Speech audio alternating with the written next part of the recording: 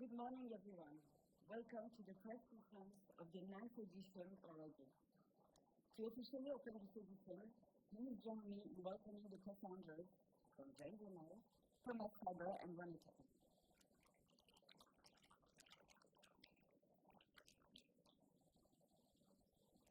Thomas.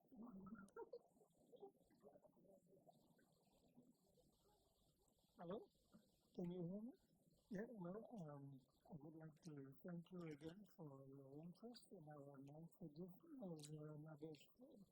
We're very happy to have you here, and we appreciate your work and your cooperation. And of course, we are there, the whole team, to help you if you have any questions, if you need anything. So please don't hesitate to approach us. Thank you, and I'll give it to Romina.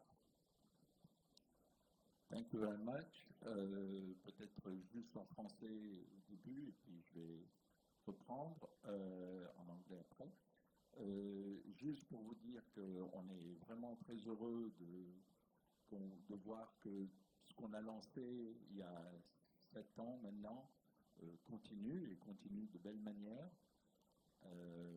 Et cette édition, elle est un petit peu spéciale parce qu'on bénéficie de 2 halles. Donc, vous allez voir une exposition qui respire beaucoup. L'année prochaine, on risque de revenir qu'à une seule salle pour des raisons de disponibilité des halles. Voilà, ça c'est ce que j'avais à dire. Le reste, vous allez poser les questions. Just in English, to say that we are really very happy to see that what we initiate 7 years ago is still going on and in a nice way. This 9th edition is a little bit special, technically speaking, because we have the benefit to have 2 halls, so it's well spread. We didn't increase that much the number of exhibitors. I think we have something like 5% more. And in fact, those who entered know, in fact, that next year they might not be able to join us because next year we would have just 1 hall. We are in discussion. We were in discussion yesterday about this to try to have a bigger hall for next year. So like this, we would be able to maintain the number of exhibitors who are here now. So this was just technical. The rest, I think, I'm going to go back to Nadej, who is going to present the other things, and we are here to answer questions. Thank you. Thank you, Thomas. Thank you, Papa, for your vision. We now step into one of the highlights of this edition, our Art Deco exhibition, a tribute to timeless design and craftsmanship. It's a great pleasure to welcome Melissa Wolfgang-Amenk, director of Golefis & Stahl, one of the exhibitor's key partners, here to present part of their stunning heritage collection, and who has been one of the exhibitors from the beginning of GemGene. Melissa.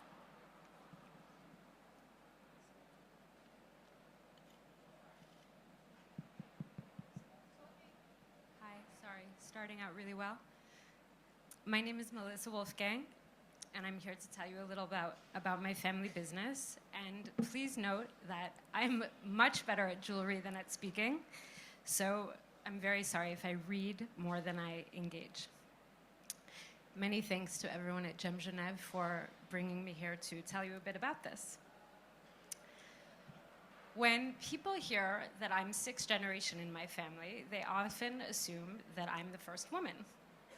However, this woman, my great-great-grandmother, Hannah Goetworth, was the first woman in my business. Hannah's husband, David, much preferred to study the Torah than to work, and hailing from a renowned diamond family herself, she went on the road to support her 5 children. She would often hide her diamonds under her mattress and we could say that she was the original Princess and the Pea. We hope that her room looked more like this one than the last one. It was quite unheard of at the time to see a woman traveling alone, and to distract from unwanted attention and to stay safe, she would put a pair of men's shoes in front of her door. Now a little bit back to us. The Gaulet-Fils-Install story began in 1837 as à Gaulet-Lorèche, and you can see here from one of our original invoices. We were founded by Auguste Gaulet and his wife Suzanne Lorèche, only steps away from Saint-Gervais, the famed watchmaking area of Geneva of the time. They found their home at 31 Quai des Bergues, and in 1870, their sons joined the firm and they became à Gaulet-Lorèche and Fils. In 1896, à Gaulet-Lorèche became Gaulet-Fils-Install. In 1961, my grandfather, who was a supplier of the firm for many years, as you can see in this ledger from 1930s, you can see his name here. He was already a supplier of stones, and he bought the company in 1961 from the last of the stalls to run the company. Moving through time, you can see a wonderful Art Deco advertisement, much on theme with the beautiful exhibition you'll be able to see later. Our storefront in the 1950s, and today, our original location 188 years later, which if any of you have had lunch at Izumi, now you know who's across the street. Although we stopped making timepieces in the 1940s, exceptional gemstones and jewels have always been part of our DNA, much like those that you can see here. Or signed pieces like this rare Lion Barcarolle by Van Cleef & Arpels. A little bit back to Art Deco now. The bird of paradise symbolizes freedom, individuality, joyfulness, amongst other things. A few of the philosophies of the post-World War I, say that fast 7 times, Art Deco period. One of the most exquisite pieces of our collection, and here on view at GemGene, is this quintessentially Art Deco piece with a spread-winged bird of paradise in cloisonné enamel. As you can see, it was a time of bon vivant. And this next piece, a delicate Art Deco wristwatch. You can see Edwardian influences, but very early Deco as well, with the calibré sapphires and the geometric shapes. And in complete contrast, but not many years apart, you see the strong lines and the geometrical shapes and the simplicity of this perfect Art Deco wristwatch that is still so modern today. Another fantastic example of the geometric style, and quite rare, the glass of the watch has a portrait-cut diamond, which was very avant-garde for the time. The Art Deco period saw the rise of a new woman. Maybe a watch like this was hiding under a glove, or better yet, why not a decorative lapel watch to elegantly pin to the shoulder of a dress? A giardinato, or in English, a little garden. Many well-known maisons made pieces in this style, most famously Bulgari and Cartier, often with carved colored stones, and less commonly so, all in diamonds like this example. Again, here you see the geometrical and architectural design with the bold blue calibré sapphires, juxtaposed with the softness of a cabochon sapphire, quite feminine, to hang from a nice silk dress. For a more casual outing, sometimes a simple necklace was enough, if simple was an ultra-chic diamond monogram. Moving into the 30s, you saw stronger lines, more gold, more freedom, more geometry, like this Reverso sold by Gaulet-Fils-Install. And before the biggest names sponsored tennis tournaments, all the ladies that played wore lapel watches. Perhaps one like this. And for the sailing enthusiast, only the most whimsical clock would do. An onyx and jade table clock with an enamel lake. You can see the boat tells you the hours, and the very cute swan goes around the little island to tell you the minutes. And back when Marlene Dietrich made smoking sexy and sophisticated, it was de rigueur to have the appropriate accessories, like this cigarette case. Note the 13 and the gem set clover. Some people may think it's odd to see them together, but not really. In some cultures, the number 13 is considered bad luck, but in many others, quite the opposite. As early as the 1900s, common views on superstitions were shifting, and the Art Deco era was very much about accepting what was previously rejected, and the fashionable elite led the way in redefining these views, incorporating the number 13 in jewels and accessories as an expression of strength, freedom, and independence. Not to mention that Cartier opened their major location at 13 Rue de la Paix in 1899 and made many pieces of jewelry with the number 13. Travel during the Art Deco period symbolized freedom, sophistication, and the thrill of the modern age. Whether by ship, train, or early airplane, travel was transformed into a stylish and aspirational experience, and only the most sophisticated timepiece would do. Louis Cotier, a Swiss watchmaker, revolutionized watchmaking when he created the world time mechanism in 1931. The world time mechanism allows a watch to simultaneously display the time across 24 global time zones. Louis Cotier collaborated with many well-known names, most notably Patek Philippe, making only 455 unique movements in his career. Goeree-Stahl had the privilege of making 5 pieces with these exceptional mechanisms. Of note on this timepiece, you'll want to see on the dial, if you could just go back maybe, you'll notice that Paris and London, you can't go back, okay. So you'll see in the exhibition, Paris and London are on the same time zone because France became GMT +1 in 1940. So that's quite interesting to see.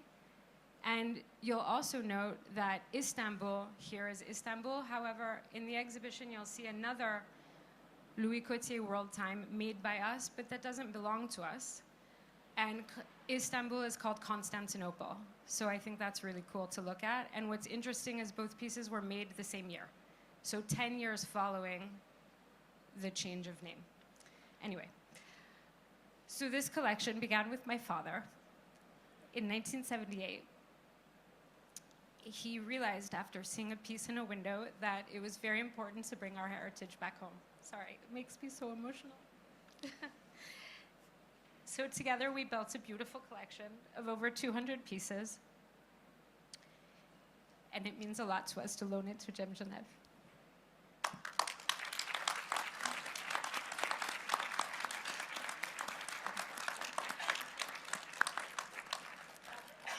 Merci Melissa. Maintenant, c'est moi qui vais pleurer, donc c'est sympa.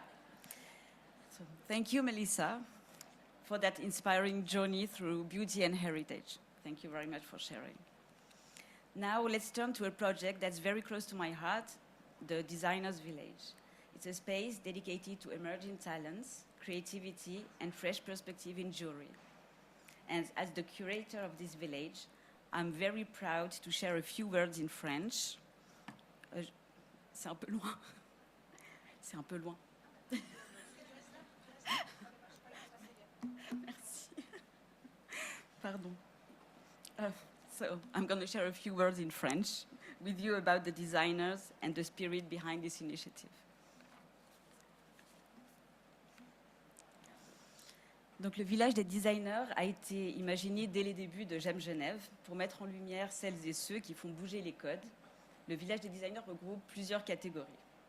Nous avons les talents émergents, 6 jeunes créateurs très prometteurs, des new designers, 4 maisons déjà bien lancées qui poursuivent leur ascension, et 3 associations qui représentent le savoir-faire de 2 pays, l'Ukraine et l'Arménie, et pour la toute première fois, le continent africain. Nous allons entrer dans le vif du sujet avec les new designers. 4 univers, 4 sensibilités et 4 regards singuliers sur le bijou. Awin Siu est venue pour la première fois en 2023. Elle nous a confié que GemGene avait été un vrai tournant pour elle. Les visiteurs se rappellent très certainement de sa première participation avec sa collection de broches bonbons. Ces bijoux pop et acidulés sont de véritables petits ovnis, très techniques, très joyeux. Cette année, elle revient avec une toute nouvelle collection qui, selon moi, est assez identifiable et reflète son style unique. Valérie Dannenberg participe pour la première fois à GemGene. C'est une joaillière parisienne au parcours aussi raffiné que ses bijoux. Elle a grandi dans une famille d'antiquaires, donc on peut dire que l'amour des belles choses fait partie de son ADN. Aujourd'hui, elle insuffle cet héritage dans des créations très élégantes, inspirées de l'art déco avec des lignes pures et intemporelles. Installée à Paris, elle travaille main dans la main avec des artisans français d'exception et défend des savoir-faire rares comme le certi perlé fait à la main.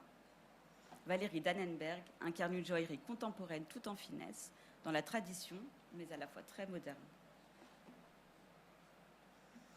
Villa Milano, une joaillerie conceptuelle, fraîche et pleine de sens. D'abord révélée à GemGene en tant que talent émergente, Alice revient aujourd'hui en tant que new designer. Alice représente la 5e génération de cette maison, qui a été fondée en 1876. Avec un vrai sens artistique et un amour profond pour l'héritage de sa famille, elle a repris les rênes de Villa Milano il y a 7 ans. Depuis 2018, elle développe la maison avec une belle ambition, faire rayonner leur savoir-faire bien au-delà des frontières italiennes, tout en restant fidèle à l'esprit novateur et poétique qui les anime.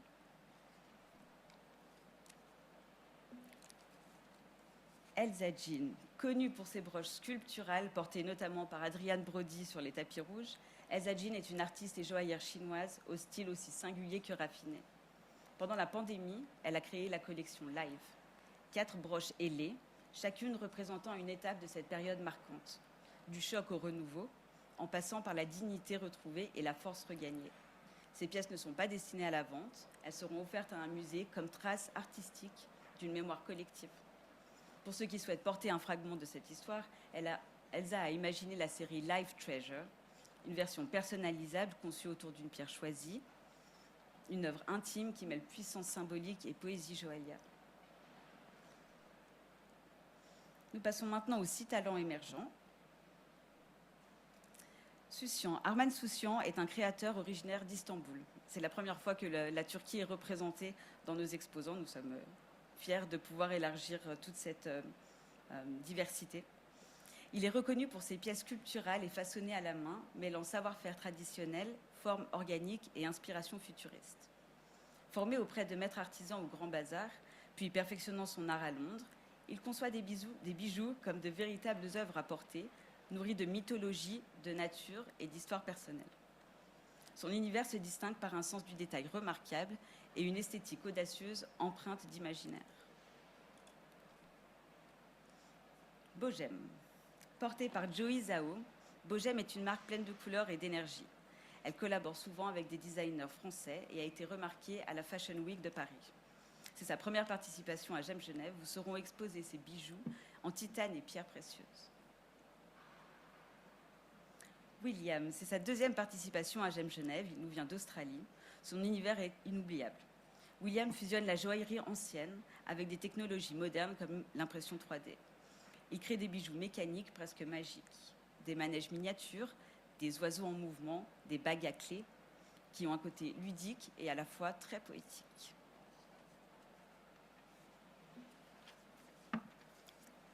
Richard est un artiste joaillier aux multiples facettes, sertisseur, graveur, sculpteur de jade.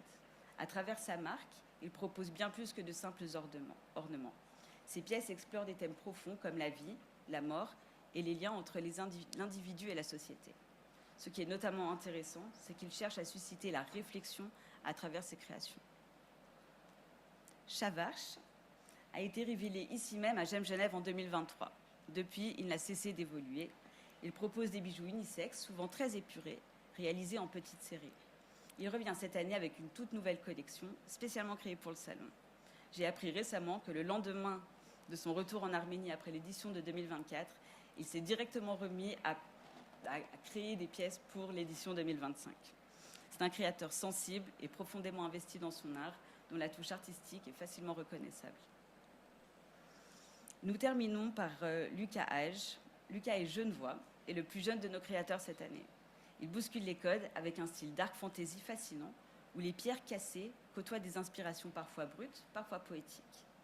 Il est très technique, aime les pièces complexes et ne cesse de chercher le challenge. Pour la petite anecdote, Je suis Lucas déjà depuis quelques années, à la suite d'un projet que nous avions organisé, GEM Genève et la aide, avant Covid. Et il avait été éliminé car il avait été complètement hors sujet. Et lorsqu'on lui a demandé pour quelle raison est-ce qu'il avait été autant à côté de la plaque, il nous avait dit qu'il voulait mettre tout son savoir-faire pour être exposé à GEM Genève, pour montrer l'étendue de sa technique. Donc ça me fait d'autant plus plaisir de pouvoir l'accueillir pour la première fois cette année en tant que talent émergent. Enfin, pour compléter cette belle palette de créateurs, 3 associations nous accompagnent cette année. La Strong and Precious Art Foundation, qui soutient les créateurs ukrainiens sélectionnés sur concours dont les gagnants exposeront leurs créations. Les designers de l'AJA, l'Armenian Jewelers Association, de retour pour une deuxième participation mettant en avant le savoir-faire arménien. Et GEMGene, la Jewelry and Gemstone Association of Africa, qui collabore pour la première fois avec GEM Genève et qui est à l'origine du projet It's All in Our Hands. And so, it's on this beautiful opening to Africa that I will conclude my presentation on the Designers Village. I now hand over to the founder of the GEMGene, Longo Mulaisho Zinsner, who will present this inspiring initiative. Thank you.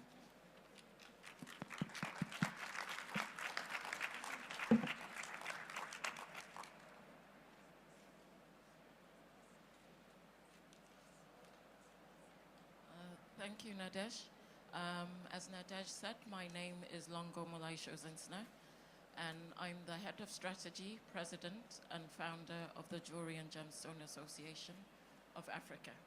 So the reason for such a grand title as head of strategy is because as a Zambian, I didn't want this association to be just another association for Africa. I wanted it to have a strategy and a plan. That one, sorry. Okay, so as you'll see on the screen, a quote by Dr. Gaetano Cavalieri, the president of the World Jewelry Confederation, SIBJO, and our honored patron of the Jewelry and Gemstone Association of Africa. In his words, whilst Africa's resources are highly prized, we must not forget Africa's greatest abundance, which is its people. Further to that, Dr. Gaetano has started to ask the pertinent whys as to why Africa is not a prominent player in the global jewelry and gemstone industry. In his words, again to quote, "Our world most definitely includes Africa. In fact, the continent is our industry's motherlode. The question that I ask today is why are there not more African jewelry and gemstone professionals in our global industry?" And to read another quote to you, the man you can see on the screen is Dr. K.Y. Amwako, a Ghanaian economist and leading poverty alleviation expert with over 50 decades of experience of solving some of the world's most challenging poverty issues. Dr. K.Y. Amwako is the president of the African Center for Economic Transformation, ACET, based in Accra, Ghana. He's also one of our patrons for economic transformation. In his words, to summarize, our mission as an association of enhanced jewelry training and gemstone education is on a path to building Africa's economies. So these two taken together, poverty alleviation through jewelry and gemstone education and employing Africa's greatest resource as human resource is the reason for the Jewelry and Gemstone Association of Africa. So that said, who are we? We're a new association that was established in April 2022. We're a team of global jewelers, gemstone professionals, gemologists, business people, educators, investors, and Africa development specialists. Together, we are united with a shared mission and vision. We're proud to be the first association for the African continent with a focus on poverty alleviation through our favorite thing, jewelry training and gemstone education. We are the rainbow beneath our feet, the rainbow of metals and gemstones underneath the African soils. Our mission lies again in supporting sustainable economic development in the African jewelry and gemstone industry. Our vision is to see a dynamic African jewelry and gemstone industry with equal access to all, training opportunities, utilizing our natural and human resource, developing skills through collaboration, and above all, without question, always acting with integrity. Okay, we're also proud to be observer members of the World Jewelry Confederation. When we open up our membership to the public in September of this year, they too will have access to CIBJO, which is known as the global parliament of our industry. So it will give Africans a voice at the highest level. So as I mentioned very quickly, our services include jewelry training and education. We've built up a curriculum specific for our training program on the continent, jewelry design and manufacture, gemstone education, and our partners in line with the United Nations Sustainable Goals on partnership include, just to name a few, as you might have gathered, CIBJO, the Africa Center for Economic Transformation, Kansanshi Mine PLC, who through their corporate social responsible initiative train young vulnerable women in jewelry making. Gemfields, the Platinum Guilds, the Jewelers Vigilance Committee USA, and we're pleased to now partner with GemGene. And again, to emphasize, as an association, the areas for growth that we've identified to shift the dial in Africa's development is a focus on gender equality and the further inclusion of women in the jewelry and gemstone industry. Again, we are the rainbow beneath our feet. And I'm pleased to share some of our project support partners, some of whom have joined us all the way from the African continent. On the screen, you'll see Michelle Schultz. She's the co-founder of a school for vulnerable women who turn to survivors through jewelry making. Michelle is here today with us at our booth and throughout the week, joined by her colleague on gender equality, Pamela Chanda. So please take the time to come and visit us and learn more about this project. We also work with a lady in the US, Karen Smith, who changed the narrative on what it is to be a female jeweler. Karen is not with us today, but she is part of our broader curriculum and group of trainers. Amira Ayad of the Cairo Center for Contemporary Jewelry, Norma Banton of Masterpiece Academy, Birmingham and Machakos, Kenya. Norma is here with us as well at GemGene, so please visit our booth to take time to learn more about her work, especially in Kenya. We've also partnered with a UK institution, the K2 Academy, a college founded by Kelvin Burke and Catherine Spranger. Together, we have worked in partnership and visited the school in Nsanchi, Zambia this February. On that note, I would also like to conclude with our competition, first ever competition that launched at GemGene. It's called It's All in Our Hands, and it echoes what we have said. It's all in our hands as Africans to take charge of our global industry, our participation in the global industry. Thank you for that, and I would like to end with congratulating the winners of our competition. Thank you.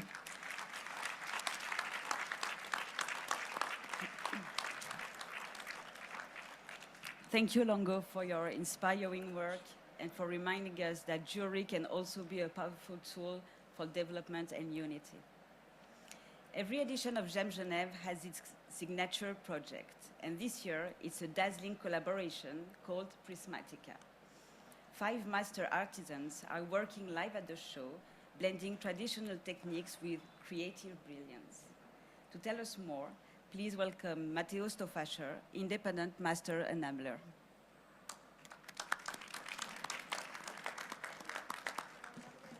Je suis allé trop vite. Non, c'est tout bon, mais revenir en arrière, je suis désolé. Ça commence plus. Bon, très bien, bonjour à tout le monde.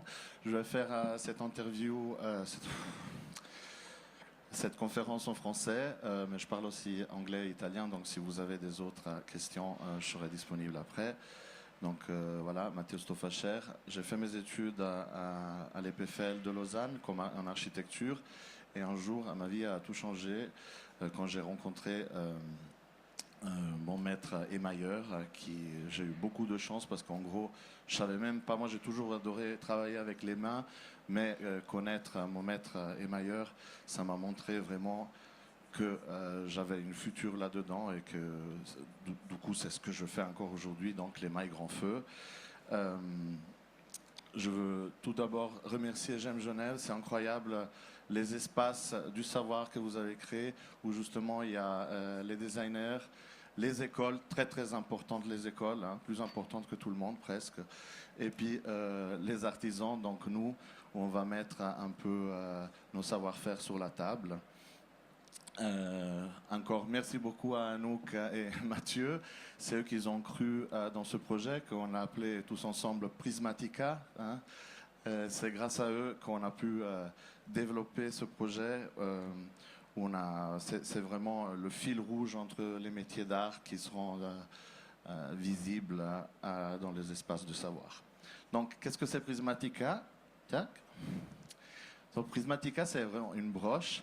Elle s'inspire des pierres précieuses, de la richesse de ces couleurs et des mains, surtout des mains qui leur donnent forme et éclat. On a toujours cherché d'incarner toutes ces qualités et rendre hommage à la lumière et aux mains qui leur donnent leur forme. Comme je vous ai dit, ou peut-être pas, 5 personnes ont travaillé sur Prismatica. Donc on commence avec Thibault Leclerc, il est lapidaire et tailleur de diamants. Il a sélectionné toutes les pierres qui sont présentes sur la pièce et il a effectué 47 tailles de diamants. Ensuite, Félicien Riondel, c'est quelqu'un qui a pris en main toute la conception tridimensionnelle de la pièce, et c'est lui aussi qui a fait les textures derrière les mailles. Il a utilisé des techniques de la cire à fente de la cire perdue, et il a coulé la broche avec un chalumeau et une fronde manuelle. Si vous avez vu les stories sur Instagram, c'est une machine qui tourne très très vite. Et puis après il y a moi. Voilà. La partie, c'était à mon tour de jouer, de chercher. Il y a eu beaucoup de recherches de couleurs. On est arrivé pour finir avec 7 couleurs entre les bleus, les turquoises et les verts. Le but, c'était de valoriser la pièce et aussi toutes les textures qu'il y a justement dans ces poches. Vous allez voir, c'est une coloration dégradée, du clair au foncé, où vraiment la texture derrière les couleurs claires, elle va être plus éclatante, et dans la partie plus foncée, elle va commencer à s'estomper un peu. Donc c'est une pièce aussi qu'elle a passé beaucoup de fois au four, 6 fois au four à 800 degrés, et on l'a fini en pierrant, et puis j'ai pris soin de polir le verre. Et donc ça, c'était ma partie. Ensuite, vous voyez comment elle a bien voyagé. Hein. Ici, toujours en Suisse, hein, entre Lausanne, Genève, Bâle, et oui, et voilà. Donc c'est Émeric Pittet qui est certisseur. Hein. C'est lui qui a créé tous les emplacements pour les diamants. Vous allez voir, il y a une technique à neige et puis une technique plus linéaire sur les bords.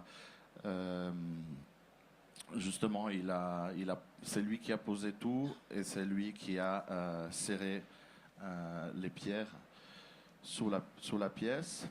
Et en dernier, mais vraiment pas en dernier, c'est Richard Lindin, graveur, qui a eu une approche complètement traditionnelle à la main levée avec un bourrin. Et lui, il a travaillé vraiment la matière de l'argent. En fait, il a fait un travail de lumière incroyable. Selon ses entailles, il y a plus ou moins de brillance. Au centre, il y a vraiment cette radiance qui est le cœur de GemGene. Et sur les bords, il s'est vraiment inspiré par les géométries de la pièce. Donc, ça, c'est un peu la fin de ce voyage. Comme je vous ai dit, elle est restée ici en Suisse, mais elle est passée à travers 5 personnes différentes. C'était un très, très beau voyage. Et je tenais à terminer un peu cette présentation parce que c'est vrai qu'on a utilisé de l'impression 3D, on a utilisé des ordinateurs, des tablettes, etc. Mais aujourd'hui, on voit de plus en plus la technologie ou l'intelligence artificielle rentrer dans le monde de la création. Et pour nous, c'était essentiel de valoriser l'humain et le travail artisanal dans cela. Donc, vraiment, on a gardé au minimum l'impact technologique de ce qu'on a fait. Et puis, à savoir que c'est très, très... On a de la chance parce que l'artisanat, par définition, c'est ce qui est fait par la main de l'homme. Donc, si ce n'était pas le cas, il ne va plus s'appeler artisanat. Donc, merci beaucoup. J'ai encore quelque chose à vous montrer. Il y a ça. J'espère que vous l'avez avec vous. Et puis, c'est Custom & Colors qui a créé cela avec justement la pièce. Et, parce que les surprises ne sont pas finies, on a ici une pièce finie. Donc, vous pouvez venir la voir aux espaces des artisans de savoir. Et puis, une autre petite chose, c'est qu'on aura une deuxième pièce qu'on sera en train de faire aussi pendant ces 5 jours. Donc, vous pouvez un peu... Je ne suis pas sûr qu'on arrive à la finir parce que ça prend beaucoup de temps. Et puis qu'on sera là justement à recréer cette pièce devant vos yeux.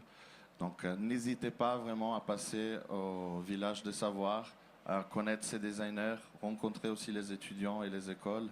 Et puis, voilà, merci GemGene, merci à tout le monde.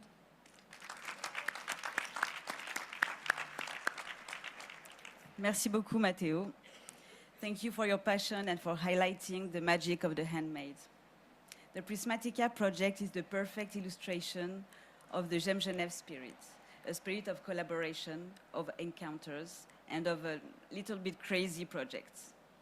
Putting forward heritage has been our mission since day one, whether it's through educational collaborations with schools, projects that you will discover at the Village des Savoirs, or through métiers d'art demonstrations, roundtable discussions, conferences, and partnerships with leading cultural institutions, we strive to celebrate and preserve our shared legacy.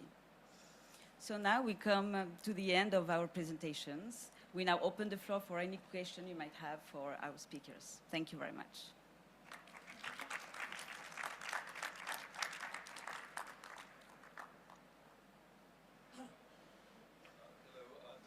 From Jewellery Outlook magazine, a question for Ronnie and Thomas. What impact are US tariffs having in the trade of high jewellery, gemstones and diamonds? And could you also comment a little bit about the impact of surging and volatile gold prices and what impact that has been having?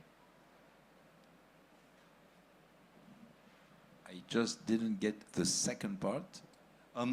What impact have surging and highly volatile gold prices, which are up around 26% this year alone, having on the trade in high jewellery? Okay, I think that the second part of your question is much easier to answer than the first one. So I guess that for high jewelry, the impact of the gold price is not really important. It could be important only psychologically speaking, because certain people are thinking that if the gold goes up, it means all the precious stones should go up, which is not actually the case. So this is for the second part. The first part, it's quite difficult to know the impact. It's true we are not psychiatrists and we cannot read in coffee, because we don't know what is going to happen with the tariff. One day is 240%, another day is 10%, so it's quite tough. The only thing that we can say is that it brought us a certain panic, which is true. now it looks like it goes a little bit. People are a little bit resignated. We are just trying to see how we can import goods to the US. This is, if we look at the exhibitor, and then I would pass to Thomas to see if we see the same thing or not. Concerning organizing the show, maybe it could be something positive for GemGene. We don't know. We don't wish, because I don't think it's good.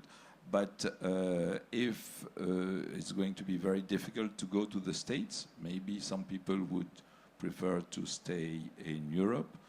It's possible, but it's not something that we would be pleased, because that would mean that our trade would have problems, to work with America, which is a very important market for us. So this is my personal opinion. Well, I've been in the business since the late 60s, and I think I've seen many ups and downs, and many it was always taxed usually to go into America. There were always taxes. We had a few years of freedom, let's call it like this, and now the new government brought back taxes. It's regrettable in my opinion, because we like a free world, especially in Switzerland. We like an open world. We are a small country, and we need to connect with the outside world. But my opinion is, things come and go, and I think I'm still very positive for the future, for our industry, and also especially for GemGene.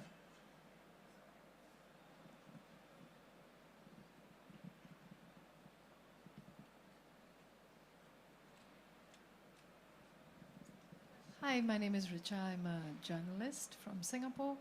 I had a quick question.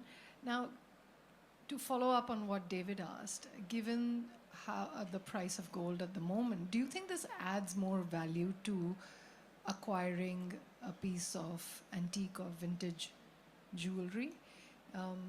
Do you think that's perhaps helping the vintage jewelry sector?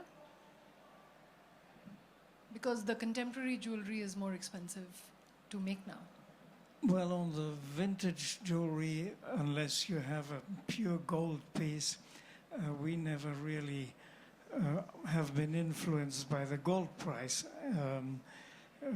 It's more the style, it's more the period, it's a lot the makers today, signed pieces. So these are factors, I think, that are more important than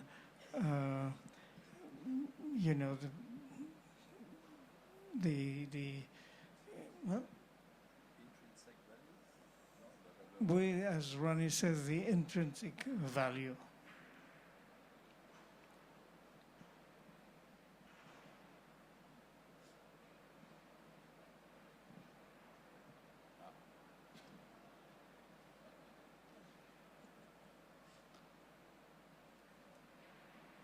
Hi, I have a question for Longo.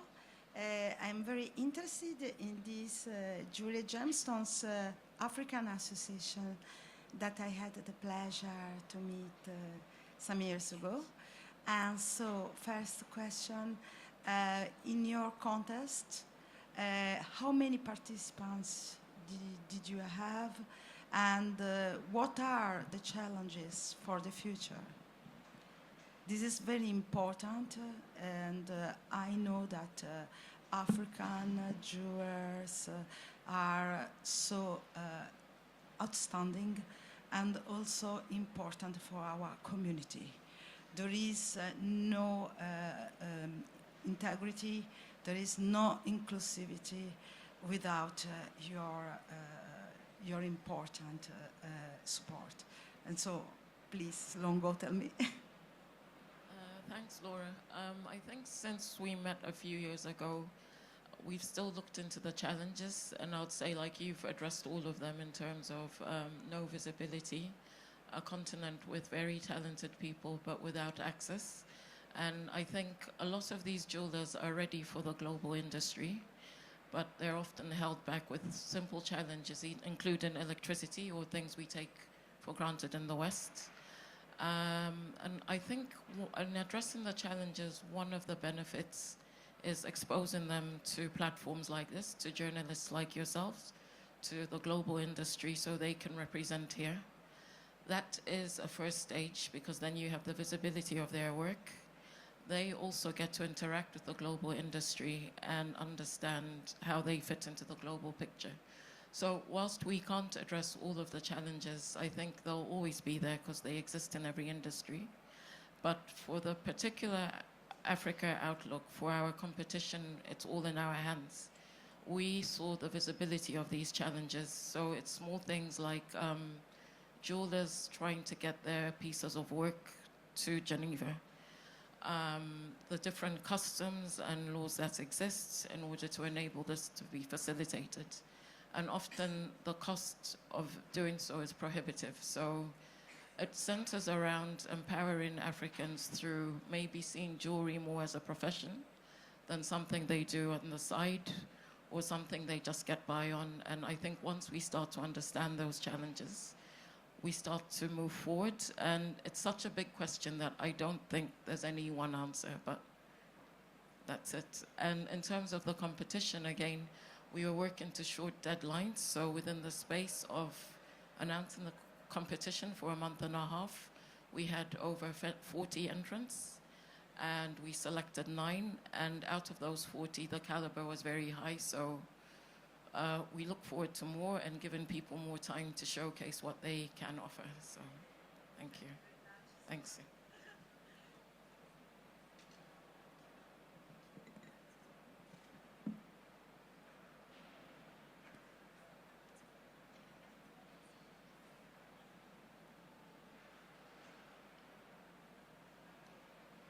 Hello. Oh, hi. Just want to say I'm really pleased that Longo is here. I think it's really important that she's here. So thank you to everyone for having Longo. My question is to Melissa, a two-part question. The first part of that question is, I'm fascinated by, I think, your grandmother with the diamonds under the mattress and the men's shoes. What would you say is the biggest change in the business from then to now? And my second question is, what's the most important piece in the exhibition?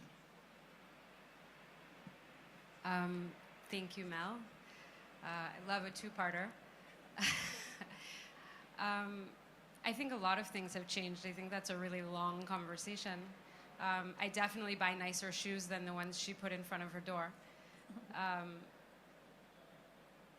I come from a very privileged place in the business, so I don't know that I've suffered from the same gender inequality and issues that a lot of my counterparts have gone through, because I come from a very privileged place where my family was known and I was given a lot of grace.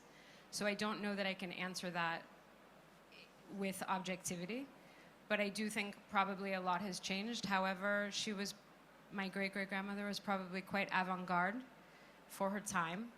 And I'm thrilled to come from a lineage of strong women. In terms of what is the most important piece, I haven't seen the exhibition yet, but the most important piece that comes from our 14 pieces that we've loaned, I think they're all quite strong because they're all very different and they speak to a different theme or to a different arena of the Art Deco movement, which was quite vast. But I think the strongest two pieces is probably the Bird of Paradise, just because it's bold and it's also just exquisitely made and it's really quintessential, as I said before. And the World Time, because although 5 were made by us and there are 2 other pieces in the exhibition and there's one also by Bazanger that's very beautiful, it's in perfect condition and the dial is crisp and clean, and it's, aside from it being ours, Louis Cotier was a genius. So I think that's just quite important. as it is that they have 3 pieces in the exhibition made with Louis Cotier mechanisms.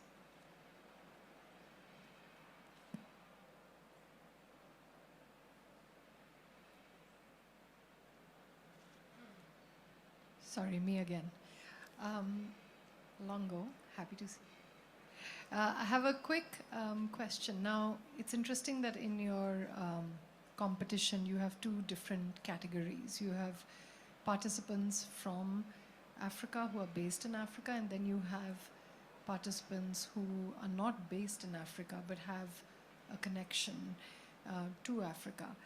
How difficult was it to find, if at all, if it was difficult at all, but perhaps you could share some insights about your experience in finding people who reached out to you and participated in this competition between the 2 categories?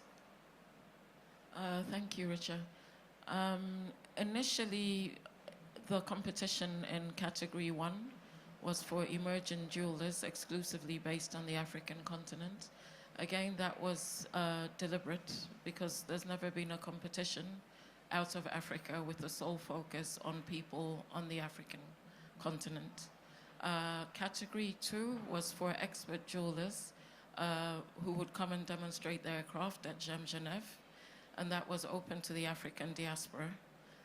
Reasons for that in the first place is that many, as we know, including the Afro-Caribbeans, Afro-Brazilians, African-Americans are of African heritage at some point. And I mean, we can go on to say everyone emanates from Africa regardless. That was the main reason to create some sort of togetherness, because as a global industry, as people of African descent, we tend to face the same obstacles and challenges. So when you talk to Karen Smith of We Wield the Hammer, an African American, the challenges she faces are not dissimilar from the ones faced by jewelers on the continent in terms of visibility. Second to that, I also wanted to challenge the discussions amongst people of African heritage, where you're right to ask. I had people say to me, well, I'm Caribbean or I'm Ghanaian British. People say I'm not really African, and I think it's a celebration of who you feel you are. So many of you might be familiar with Stefana Ndelicato, who is one of the winners of our competition, and she's the founder of a brand called Amber Souk. Her story is very interesting in that she is a quarter Eritrean, 3/4 Italian, but identifies and resonates with her Sudanese heritage. And she too challenged whether people would perceive her as African. And I think there's no one particular mold of what an African is, so that's why we opened it up to everyone who identifies with the continent. So.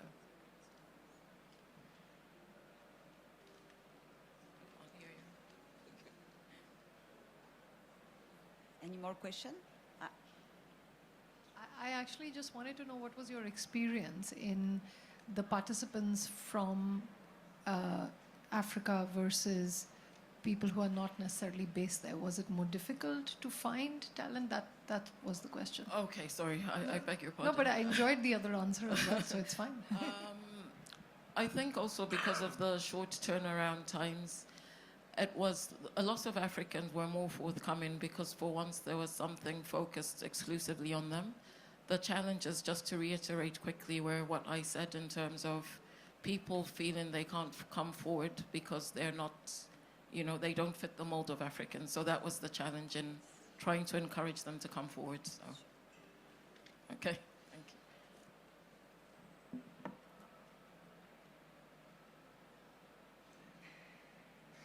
Merci, bonjour, Stéphane Gachet, Le Temps. J'ai plusieurs questions. En fait, déjà une question très générale. À qui s'adresse ce salon?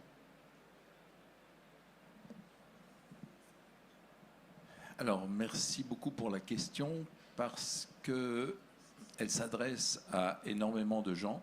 Ce qu'on a essayé de faire, et je crois que ne serait-ce que par toute la présentation qu'on vient de faire maintenant, on voit qu'on a parlé, je pense, 98% du temps, je ne sais pas si on va parler 100% du temps, de tout ce qui n'est pas commercial. Et c'est au fond l'ADN de GEM Genève. Donc il y a quand même un côté commercial qui, lui, s'adresse à des, on va dire, c'est du B2B. Il y aura les acheteurs de quasi toutes les grandes maisons qui seront là.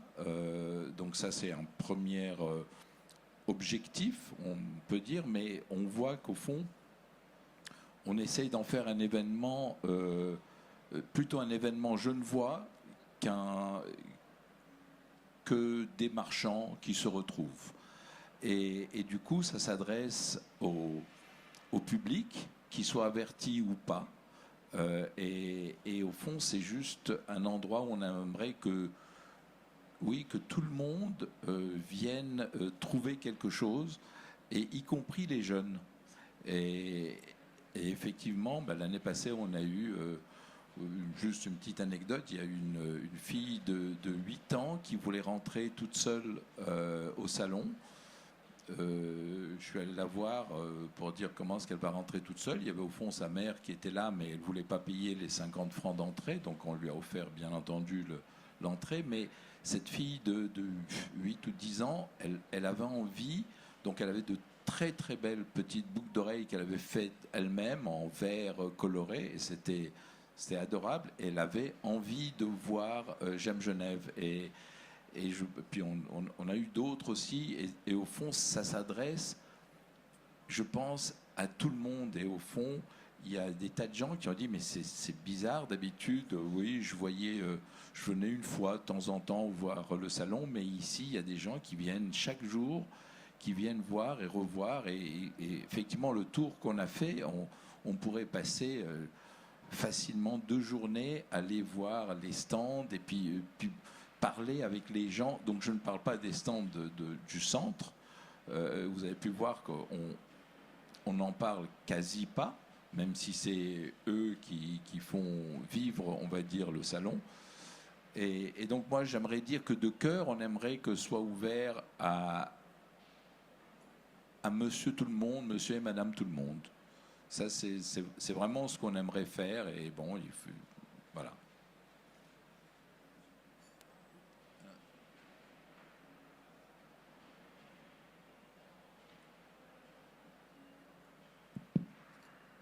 Si, deuxième question. En fait, pour moi, j'ai pas vu, peut-être j'ai pas tout vu, mais les grandes marques, les grands fabricants sont pas là.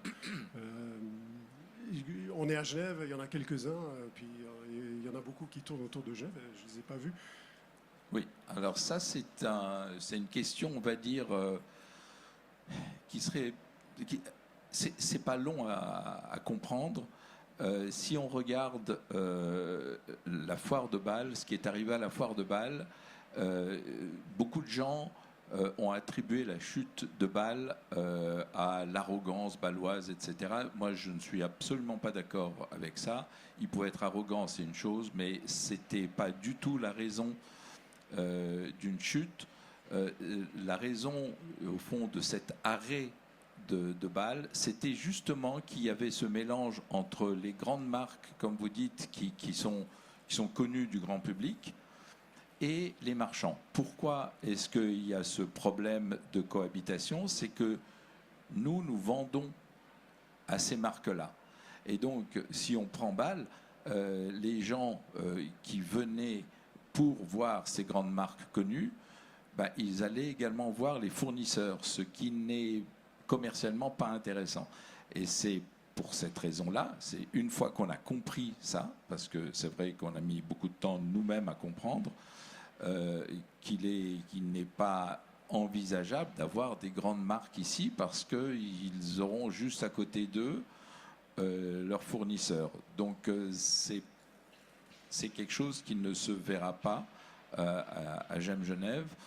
Il pourrait y avoir des petites marques, ça pourrait être dans le futur, mais pour l'instant, les grandes marques, non, de toute façon, elles n'aimeraient pas venir. Hein. C'est pas qu'on mettrait un veto, mais ce serait un peu contre-productif pour eux-mêmes.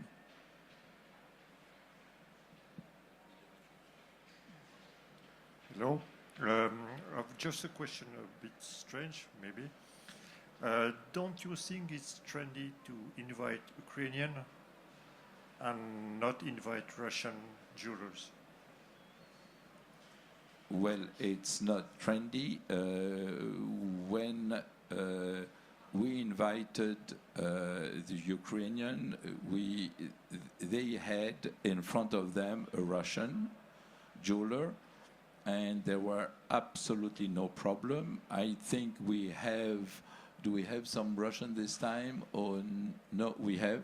Yeah. So we have. It's not at all. There is no political reasons, and it was, in fact, when we found, because we found a place for the Ukrainians, it was, I think, 3 weeks before the opening. We asked, and they said, well, it's going to be weird, but why not? Yes.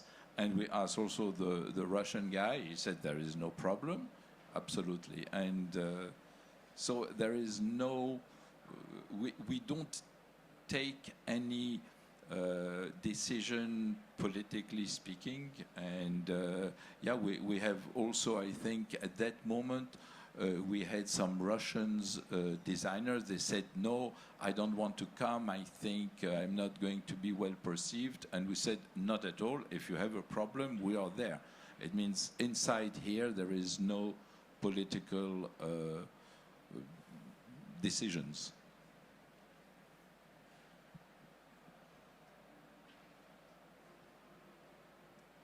Hi, thank you. Alberto, the magazine. I have easy questions.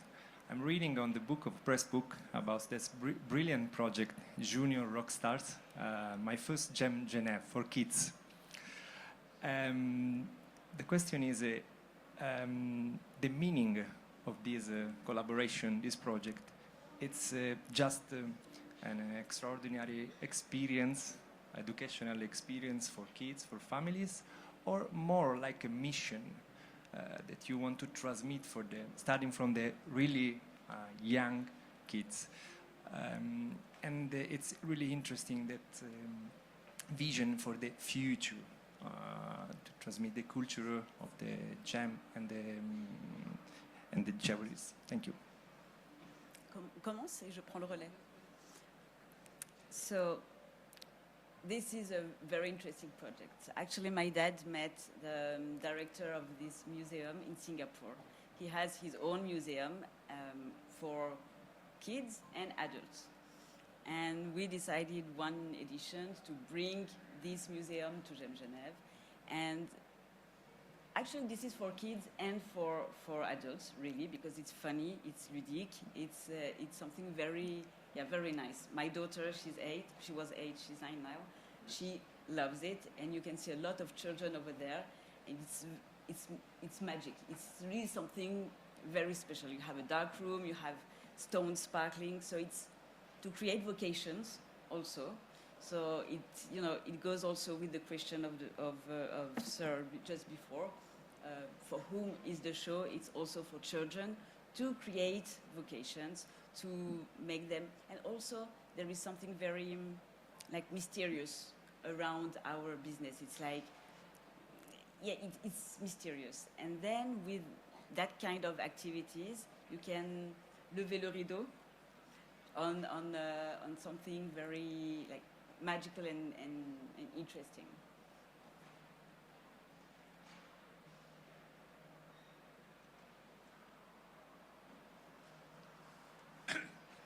Bonjour, Jean-Luc Navet du Flash Clément. Je voudrais poser 2 questions. Premièrement, je voudrais savoir le pourcentage de public professionnel et public grand public. Et seconde question, je voudrais savoir quels sont les pays les plus représentés au niveau des exposants. Alors, je crois qu'on peut dire qu'on a environ 3/4 de professionnels et 1/4 de particuliers. So just in English is to say that we have around 75% of business people and 25% of, let's say, privates. This percentage is given a little bit by a feeling, but we should be around this. This is one thing, and then to answer pour la deuxième question, le premier pays reste encore les États-Unis, le second étant la Suisse, et ensuite on va vers, on doit avoir, j'imagine, Belgique, Israël, Hong Kong. Voilà.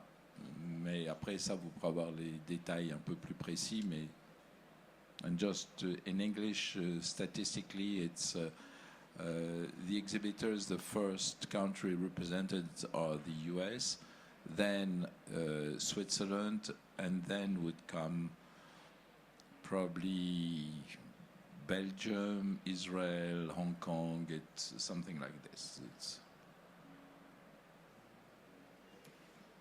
So I think we're going to stop and eat something. I'm starving, personally. So thank you very much for your attention. We invite you to join the buffet, and then you can still meet all the intervenants for one-to-one questions. Thank you very much. Thank you very much.